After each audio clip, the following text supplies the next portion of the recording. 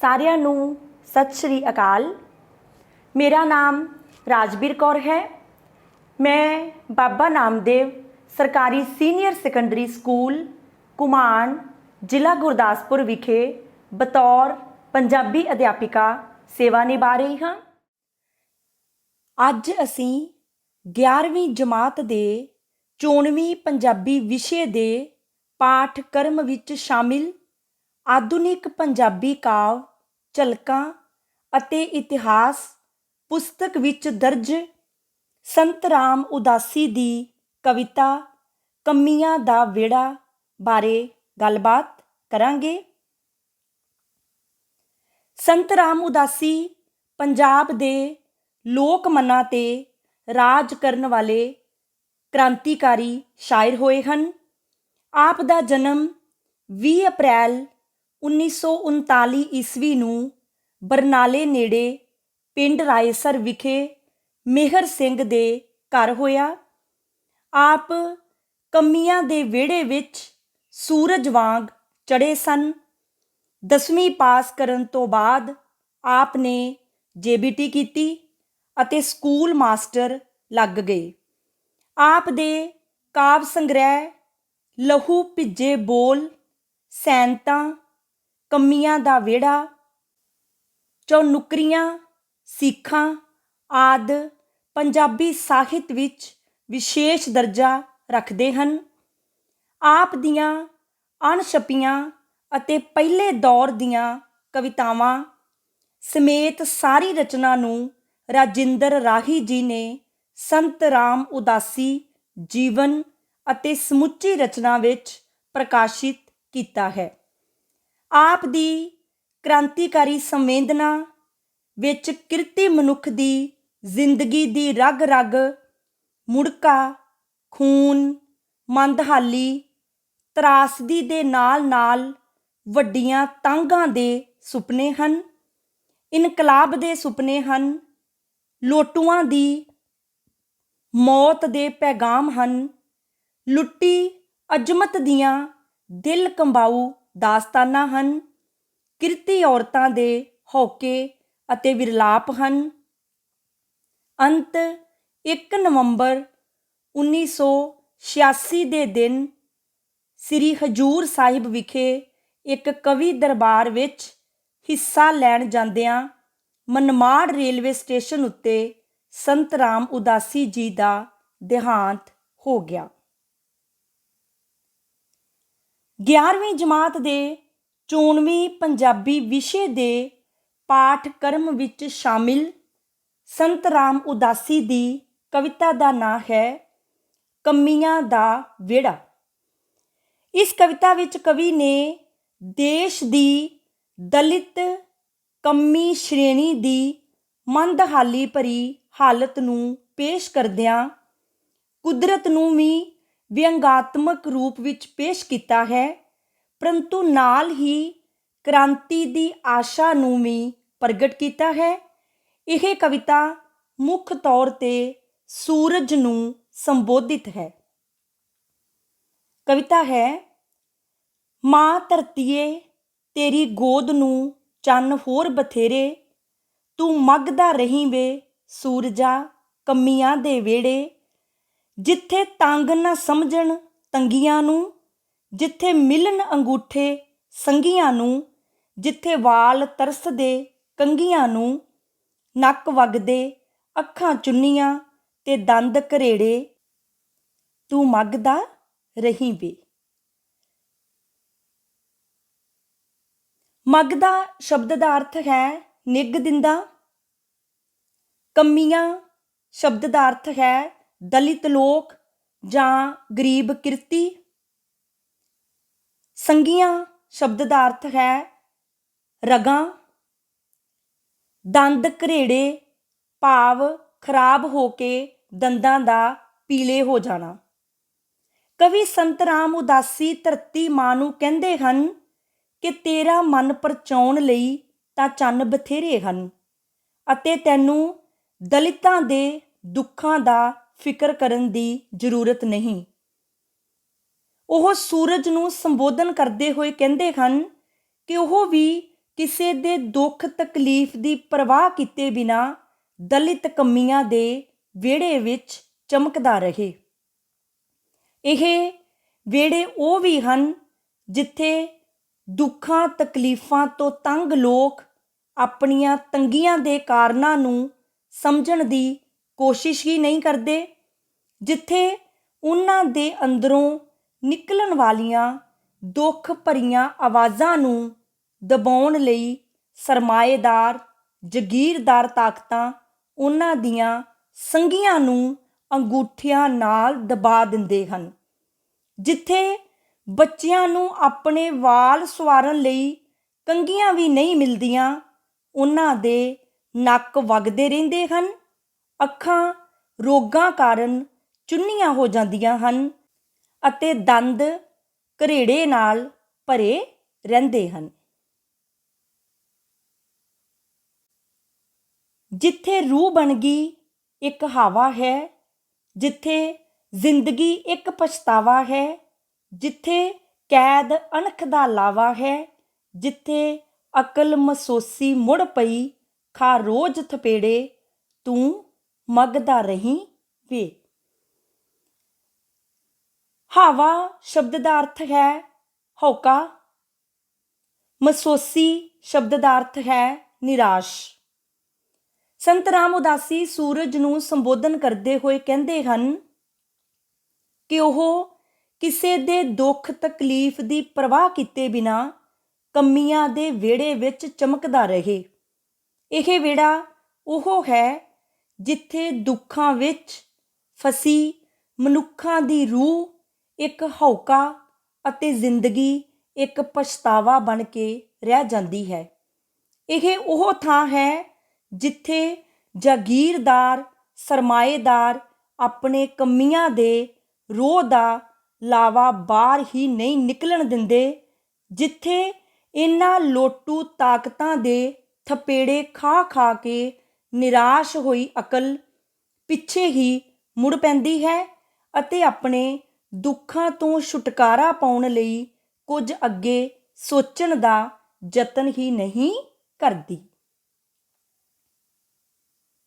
ਜਿੱਥੇ ਲੋਕ ਬੜੇ ਮਜਬੂਰ ਜਿਹੇ, ਦਿੱਲੀ ਦੇ ਦਿਲ ਤੋਂ ਦੂਰ ਜਿਹੇ ਤੇ ਭੁੱਖਾਂ ਵਿੱਚ ਮਸ਼ਹੂਰ ਜਿਹੇ, ਜਿੱਥੇ ਮਰ ਕੇ ਚਾਂਬਲ ਜਾਮਦੇ ਹਨ ਭੂਤ ਜਠੇਰੇ, ਤੂੰ ਮੰਗਦਾ ਰਹੀਂ ਵੇ। ਚਾਂਬਲ ਸ਼ਬਦ ਦਾ ਅਰਥ ਹੈ ਭੂਤਰ ਜਾਂ ਮਸਤੀ। ਸੰਤ ਰਾਮ ਉਦਾਸੀ ਬੜੇ ਦੁੱਖ ਤੇ ਵਿਅੰਗ ਨਾਲ ਸੂਰਜ ਨੂੰ ਕਹਿੰਦੇ ਹਨ ਕਿ ਉਹ ਕਿਸੇ ਦੇ ਦੁੱਖ ਤਕਲੀਫ ਦੀ ਪਰਵਾਹ ਕੀਤੇ ਬਿਨਾ ਕਮੀਆਂ ਦੇ ਵਿਹੜੇ ਵਿੱਚ ਚਮਕਦਾ ਰਹੇ। ਇਹ ਉਹ ਵਿਹੜਾ ਹੈ ਜਿੱਥੇ ਦੁੱਖਾਂ ਵਿੱਚ ਫਸੇ ਗਰੀਬ ਲੋਕ ਬਹੁਤ ਹੀ ਮਜਬੂਰ ਹਨ। ਦੇਸ਼ ਦਾ ਰਾਜ ਪ੍ਰਬੰਧ ਚਲਾ ਰਹੀ ਦਿੱਲੀ ਦੀ ਸਰਕਾਰ ਦੇ ਦਿਲ ਤੋਂ ਉਹ ਹਮੇਸ਼ਾ ਹੀ ਦੂਰ ਰਹਿੰਦੇ ਹਨ ਅਤੇ ਉਹਨਾਂ ਦੀ ਜੂਨ ਸੁਧਾਰਨ ਦੀ ਕੋਈ ਗੱਲ ਉਹਨਾਂ ਦੇ ਏਜੰਡੇ ਵਿੱਚ ਹੀ ਨਹੀਂ, ਜਿਸ ਕਰਕੇ ਉਹ ਭੁੱਖਾਂ ਵਿੱਚ ਮਰਨ ਲਈ ਮਸ਼ਹੂਰ ਹੋਏ ਰਹਿੰਦੇ ਹਨ। ਉਹਨਾਂ ਦੇ ਤਾਂ ਜਠੇਰੇ ਵੀ ਮਰ ਕੇ ਭੂਤ ਬਣ ਕੇ ਚਾਂਬਲੇ ਹੋਏ ਉਹਨਾਂ ਦੇ ਦੁੱਖਾਂ ਵਿੱਚ ਵਾਧਾ ਕਰਦੇ ਪ੍ਰਤੀਤ ਹੁੰਦੇ ਹਨ।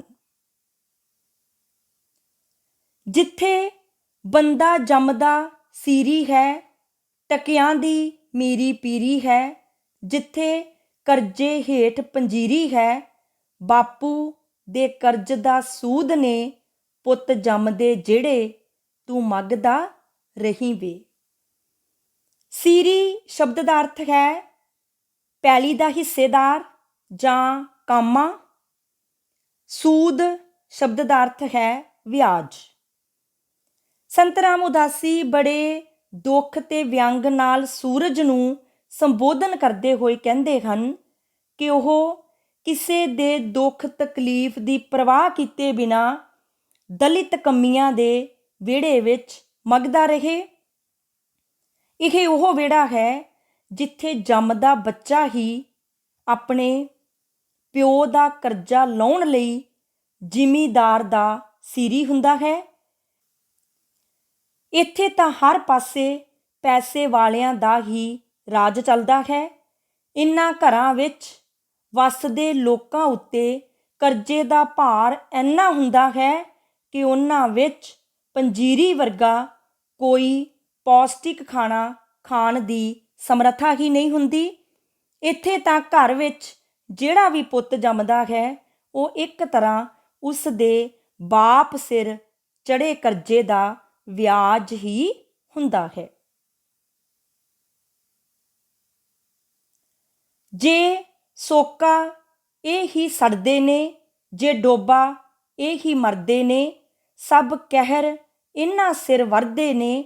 ਜਿੱਥੇ ਫਸਲਾਂ ਨੇ ਛੱਡ ਜਾਂਦੀਆਂ ਅਰਮਾਨ ਤਰੇੜੇ, ਤੂੰ ਮੰਗਦਾ ਰਹੀਂ ਵੇ।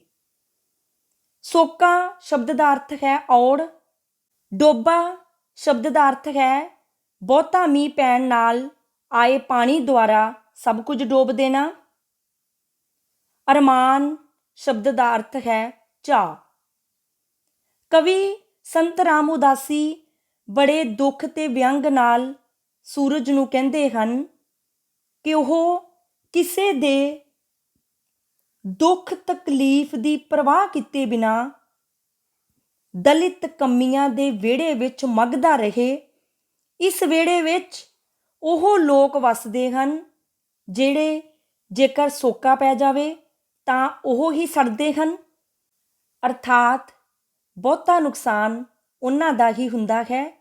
ਅਤੇ ਜੇਕਰ ਬਹੁਤਾ ਮੀਂਹ ਪੈ ਕੇ ਹੜ੍ਹ ਆ ਜਾਣ ਤਾਂ ਡੋਬੇ ਵਿੱਚ ਮਰਨ ਵਾਲਿਆਂ ਵਿੱਚ ਵੀ ਉਹਨਾਂ ਦਾ ਹੀ ਵਧੇਰੇ ਨੁਕਸਾਨ ਹੁੰਦਾ ਹੈ। ਇਸ ਕੁਦਰਤ ਦੇ ਕਹਿਰਾਂ ਦੀ ਸਾਰੀ ਮਾਰ ਵੀ ਉਹਨਾਂ ਨੂੰ ਹੀ ਸਹਿਣੀ ਪੈਂਦੀ ਹੈ।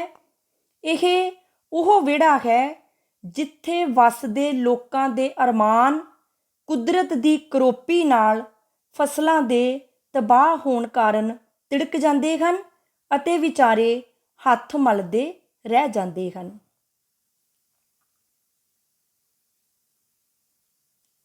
ਜਿੱਥੇ ਹਾਰ ਮੰਨ ਲਈ ਚਾਵਾਂ ਨੇ, ਜਿੱਥੇ ਕੂੰਜ ਘੇਰ ਲਈ ਕਾਵਾਂ ਨੇ, ਜਿੱਥੇ ਅਣਵਿਆਹੀਆਂ ਹੀ ਮਾਵਾਂ ਨੇ, ਜਿੱਥੇ ਧੀਆਂ ਹੌਕੇ ਲੈਂਦੀਆਂ ਅਸਮਾਨ ਜਡੇਰੇ, ਤੂੰ ਮੰਗਦਾ ਰਹੀਂ ਵੇ।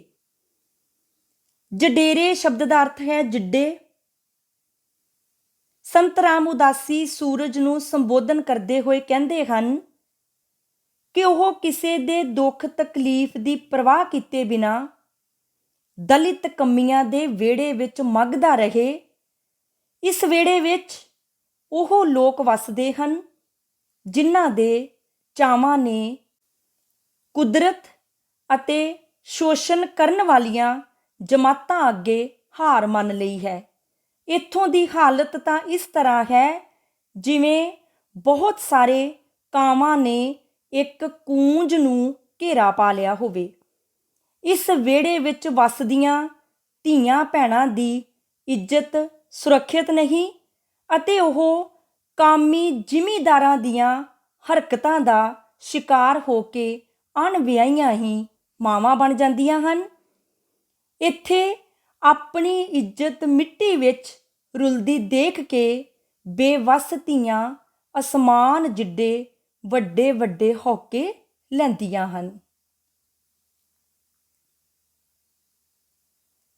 ਤੂੰ ਆਪਣਾ ਆਪ ਮਚਾਂਦਾ ਹੈ ਪਰ ਆਪਾ ਹੀ ਰੁਸ਼ਨਾਂਦਾ ਹੈ, ਕਿਉਂ ਕੰਮੀਆਂ ਤੋਂ ਸ਼ਰਮਾਂਦਾ ਹੈ। ਇਹ ਸਦਾ ਸਦਾ ਨਾ ਰਹਿਣਗੇ ਮੰਦਹਾਲ ਮਰੇੜੇ, ਤੂੰ ਮੰਗਦਾ ਰਹੀਂ ਵੇ। ਮਚਾਂਦਾ ਸ਼ਬਦ ਦਾ ਅਰਥ ਹੈ ਅੱਗ ਭੜਕਾ ਲੈਣੀ। ਮਰੇੜੇ ਸ਼ਬਦ ਦਾ ਅਰਥ ਹੈ ਮਾੜੇ। ਕਵੀ ਬੜੇ ਦੁੱਖ ਤੇ ਵਿਅੰਗ ਨਾਲ ਸੂਰਜ ਨੂੰ ਕਹਿੰਦੇ ਹਨ ਕਿ ਉਹ ਕਿਸੇ ਦੇ ਦੁੱਖ ਤਕਲੀਫ ਦੀ ਪਰਵਾਹ ਕੀਤੇ ਬਿਨਾਂ ਦਲਿਤ ਕੰਮੀਆਂ ਦੇ ਵਿਹੜੇ ਵਿੱਚ ਮੱਘਦਾ ਰਹੇ। ਉਹ ਆਪਣੇ ਆਪ ਨੂੰ ਅੱਗ ਦੀਆਂ ਬਲਦੀਆਂ ਲਪਟਾਂ ਵਿੱਚ ਜ਼ਰੂਰ ਲਪੇਟਦਾ ਹੈ, ਪਰੰਤੂ ਇਸ ਤਰ੍ਹਾਂ ਕਰਕੇ ਉਹ ਕੇਵਲ ਆਪਣਾ ਆਪ ਹੀ ਰੋਸ਼ਨ ਕਰਦਾ ਹੈ। ਪਤਾ ਨਹੀਂ ਉਹ ਕਮੀਆਂ ਦੇ ਜੀਵਨ ਨੂੰ ਰੁਸ਼ਨਾਉਣ ਤੋਂ ਕਿਉਂ ਸ਼ਰਮਾਉਂਦਾ ਹੈ, ਪਰੰਤੂ ਉਸ ਨੂੰ ਇਹ ਗੱਲ ਜਾਣ ਲੈਣੀ ਚਾਹੀਦੀ ਹੈ ਕਿ ਦਲਿਤ ਕਮੀਆਂ ਦੀ ਜ਼ਿੰਦਗੀ ਦੇ ਇਸ ਤਰ੍ਹਾਂ ਦੇ ਮੰਦੇ ਹਾਲ ਸਦਾ ਨਹੀਂ ਰਹਿਣੇ। ਇਹਨਾਂ ਦੇ ਬਦਲਣ ਲਈ ਇੱਕ ਦਿਨ ਕ੍ਰਾਂਤੀ ਜ਼ਰੂਰ ਆਵੇਗੀ, ਜਿਸ ਨਾਲ ਸਭ ਮੰਦਹਾਲੀ ਦੂਰ ਹੋ ਜਾਵੇਗੀ। ਇਹ ਸੀ ਸੰਤ ਰਾਮ ਉਦਾਸੀ ਦੀ ਕਵਿਤਾ ਕਮੀਆਂ ਦਾ ਵਿਹੜਾ। ਕਮੀਆਂ ਦਾ ਵਿਹੜਾ ਕਵਿਤਾ ਦਾ ਕੇਂਦਰੀ ਜਾਂ ਅੰਤਰੀਵ ਭਾਵ ਇਹ ਹੈ ਕਿ ਜ਼ਿਮੀਂਦਾਰ ਦੇ ਸੀਰੀ ਕਰਜ਼ੇ ਮਾਰੇ ਦਲਿਤ ਕਮੀ, ਤੰਗੀਆਂ, ਬਿਮਾਰੀਆਂ, ਮੰਦਹਾਲੀ, ਹੌਕੇ ਅਤੇ ਹਾਵਿਆਂ ਵਿੱਚ ਮਜਬੂਰੀ ਭਰਿਆ ਅਤੇ ਅਣਖਹੀਣ ਜੀਵਨ ਜਿਉਂਦੇ ਹਨ। ਪੈਸੇ ਵਾਲਾ ਧਨੀ ਵਰਗ ਉਹਨਾਂ ਨੂੰ ਦਬਾ ਕੇ ਰੱਖਦਾ ਹੈ। ਉਹਨਾਂ ਦੀ ਹਾਲਤ ਨੂੰ ਸੁਧਾਰਨਾ ਸਰਕਾਰ ਦੇ ਏਜੰਡੇ ਵਿੱਚ ਵੀ ਨਹੀਂ। ਇਹਨਾਂ ਦੇ ਘਰ ਜੰਮਦਾ ਬੱਚਾ ਇੱਕ ਜ਼ਿਮੀਂਦਾਰ ਦੇ ਕਰਜ਼ੇ ਦਾ ਸੂਦ ਹੀ ਹੁੰਦਾ ਹੈ। ਇਹਨਾਂ ਦੀਆਂ ਧੀਆਂ ਭੈਣਾਂ ਦੀ ਇੱਜ਼ਤ ਵੀ ਸੁਰੱਖਿਅਤ ਨਹੀਂ ਹੁੰਦੀ। ਕੁਦਰਤੀ ਕਰੋਪੀਆਂ ਦੀ ਮਾਰ ਵੀ ਸਭ ਤੋਂ ਵੱਧ ਇਹਨਾਂ ਨੂੰ ਹੀ ਸਹਿਣੀ ਪੈਂਦੀ ਹੈ, ਪਰੰਤੂ ਕਵੀ ਨੂੰ ਵਿਸ਼ਵਾਸ ਹੈ ਕਿ ਇੱਕ ਦਿਨ ਕ੍ਰਾਂਤੀ ਆਵੇਗੀ ਜੋ ਸਭ ਕੁਝ ਬਦਲ ਕੇ ਇਹਨਾਂ ਦੀ ਹਾਲਤ ਵਿੱਚ ਖੁਸ਼ਹਾਲੀ ਲੈ ਆਵੇਗੀ। ਧੰਨਵਾਦ।